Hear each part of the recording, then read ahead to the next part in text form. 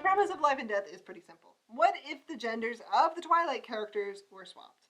AKA, what happens when an author writes fan fiction about her own characters? Well, I guess she just saw the success that E.L. James was having with her fan fiction and was like, I smell money. Oh my god, no. What? Do you think this means we're gonna get a gender-swapped 50 Shades of Grey?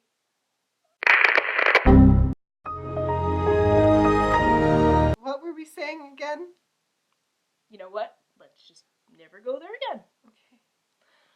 So the big thing that Meyer was trying to accomplish with the Twilight rewrite is show exactly what Twilight would have been like as a one-shot and prove that the characters aren't as gendered as everybody keeps saying that they are. And it did one of those things. Oh yeah, it did one of those things. So Life and Death ends a little bit differently than Twilight. Spoiler, the Cullens don't arrive in time to save Bella from the vampire attack. Her male counterpart, Beau, is given a choice. He can either die like a human or live as a vampire. He chooses life. He fakes his own death for his family, goes to his funeral, and then disappears into the night with the Cullens. So yes, this is what Twilight could have been if it was a one-shot. A little less werewolves, no demon baby, no Volturi, and honestly, the story doesn't suffer for it. It does do some interesting things with the sexuality themes, but we'll get to that a little later. So with the genders of the characters switched, Bella becomes Buford, Edward becomes Edith, and all the other characters get names possibly stupider than Renesmee. Rosalie becomes Royal. Who the fuck in the history of the English language names their son Royal? Seriously. Alice becomes Archie. Jackson is Jessamine. Carlisle is Corinne, and so on and so forth. And now to address Meyer's other goal of proving that the Twilight characters were not as gendered as everyone kept saying they were. The short answer is yes. Yes, they were. The long answer is that there are a lot of things that changed when the gender swapped. There's the fact that Beau has a lot more agency than Bella ever did. Edith doesn't make decisions for him like Edward did for her. Or there's now the fact that Beau has to defend Edith's honor when people imply that she's a whore. No one ever called Edward a whore. One of the other big changes were to the overtones of sexual violence. Remember that oh-so-crucial part in the book where Edward saves Bella from men who catch her wandering around in the dark alone, hinting at rape? That changes to simple murder. Or even more disturbing, take Rosalie's backstory where she's extremely vain and snobby and ends up being gang raped and left for dead. As Royal, he's beaten up by his fiance's secret lover. And it's not like men can't experience sexual violence. The change comes from a mindset that it's unlikely to happen to men. But what the gender swapping and the rewriting really does is reveal how much the story sucks no matter which way you tell it. Guy, girl, it doesn't matter, the problems are still there. Problems like the fact that the main character thinks that he's boring, and he's right. Problems like the fact that these characters have nothing going on in their lives except this insta-forever love crap. Problems like the writing style with sentence fragments and words repeated over and over and over again until you want to punch him in his face the next time he describes Edith as perfect or delicate. Problems like Edith is being described as perfect. Okay, perfect. Perfect. Let's just try this thought experiment. So I was in this computer store completely pissed off because I had taken my laptop in to be fixed and they gave it back to me and said it was fixed, but it was just as broken as it was when I left it there.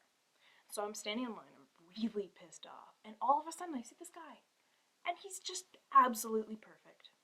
What are you picturing? Chris Hemsworth.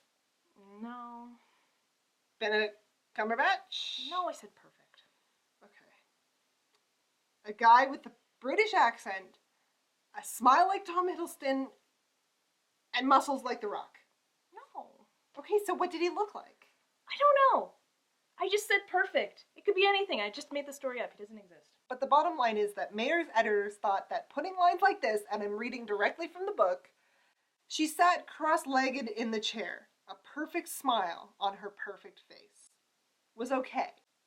And as I dragged myself through the story, I realized that Mayer had chosen to focus on the most boring parts of the Twilight universe. Every other vampire character has a more fascinating story than Beau and Edith's love story. And that's not limited to life and death.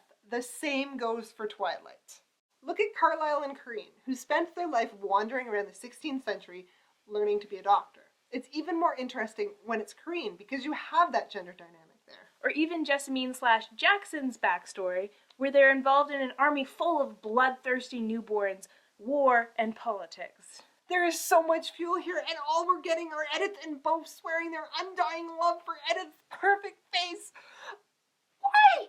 God, why? After this review is over, that is it. I am done talking about Twilight. There will be no references to sparkly vampires, no pot shots at the insta-love. I will make no more jokes about the dumb names, and this is the last imprinting on baby joke I will ever make. After this, the franchise is done, and it does not exist for me. Life and death got to that much. Yeah, no. I'm just so tired. And this book ends any conversation you could possibly have about Twilight. Yeah, pretty much. Swapping the genders of the characters ended all the arguments.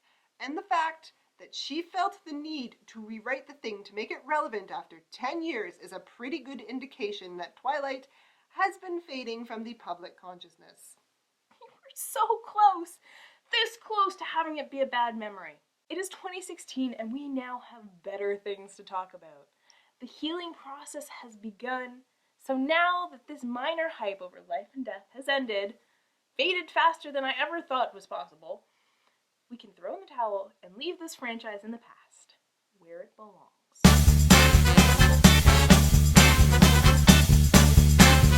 Remember that giant Pogs craze in the 90s? How'd that work again? Those things were so weird. They were like little discs that you threw at other discs. That has no bearing on my life right now. So back to real life. Have you seen how low the Canadian dollar is? Fuck yeah.